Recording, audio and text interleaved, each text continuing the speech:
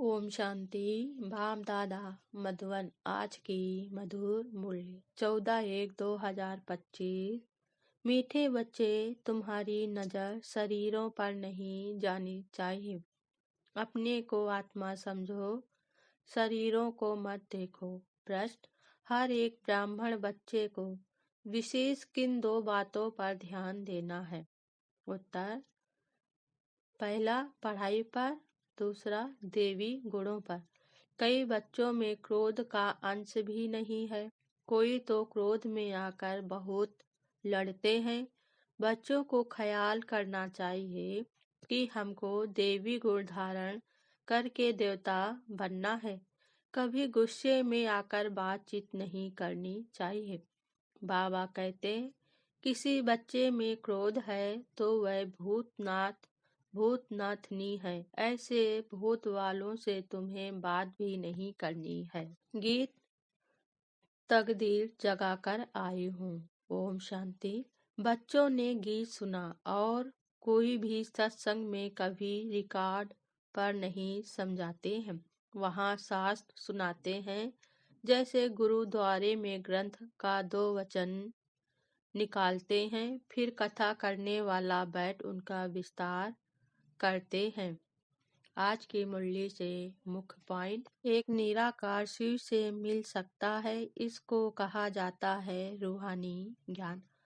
हम आत्माओं का रूहानी बाप वह एक है। उसका रूप दिखाई नहीं पड़ता है। उनको ही परमात्मा कहते हैं।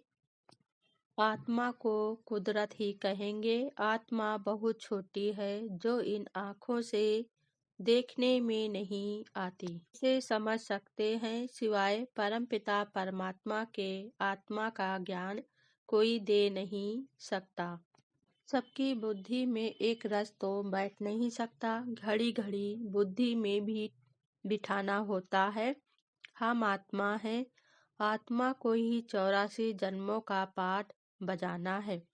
अब बाप कहते हैं, अपने को आत्मा समझ मुझ परमपिता परमात्मा को जानो और याद करो। जो बाप को पूरा याद नहीं करते हैं, उनके अवगुण निकलते नहीं हैं। अपने को आत्मा निश्चय नहीं करते हैं। मनुष्य तो ना आत्मा को ना परमात्मा को जानते हैं। सर्वव्यापी का ज्ञान भी भारतवासियों ने फैलाया है। क्रोध 1-2 को दुख देता है। मोह में बहुतों को दुख नहीं होगा। जिसको मोह है उनको ही दुख होगा। इसलिए बाप समझाते हैं, इन भूतों को भगाओ। हर बच्चे को विशेष पढ़ाई और देवी गुणों पर अटेंशन देना है। बाप आकर आश्री गुण निकाल देवी गुण धारण कराते हैं। बाप कहते हैं, मैं आया हूँ देवी गुण धारण कराए देवता बनाने। अपने को बचाने की युक्ति चाहिए। हमारे में क्रोध न आए, नहीं तो 100 गुणा पाप पड़ जाएगा। बाबा हूबहू कल्प पहले मुआफिक समझाते हैं। नंबरवार पुरुषार्थ अनुसार समझते ही रहेंगे। अपने ऊपर भी रहम करना है, दूसरे पर भी रहम करना है। खुद विकारों पर जीत पहनते नहीं, दूसरों को समझाते हैं, वह जीत पहन लेते हैं। ऐसे भी वंडर होता है। अच्छा, धारणा के लिए मुख्य सार। पहली पॉइंट: ज्ञान का सिमरण कर अतीन्द्रिय सुख में रहना है। किसी से भी ढप बातचीत नहीं करनी है। कोई गुस्से से बात करे तो उसे किनारा कर लेना है।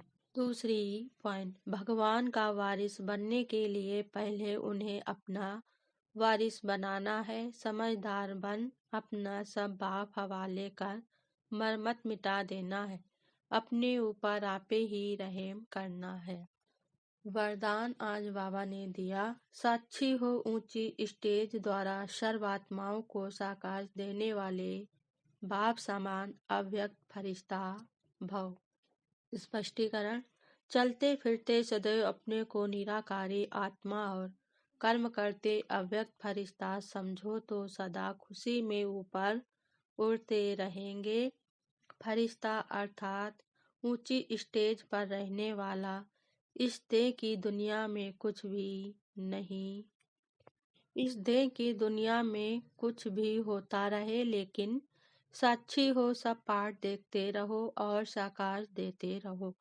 सीट से उतरकर साकाश नहीं दी जाती। ऊंची स्टेज पर स्थित होकर वृत्ति दृष्टि से सहयोग की, कल्याण की साकाश दो। मिक्स होकर नहीं, तब किसी भी प्रकार के वातावरण से सेफ रहे भाव समान अव्यक्त फरिश्ता भोग के वरदानी बनेंगे।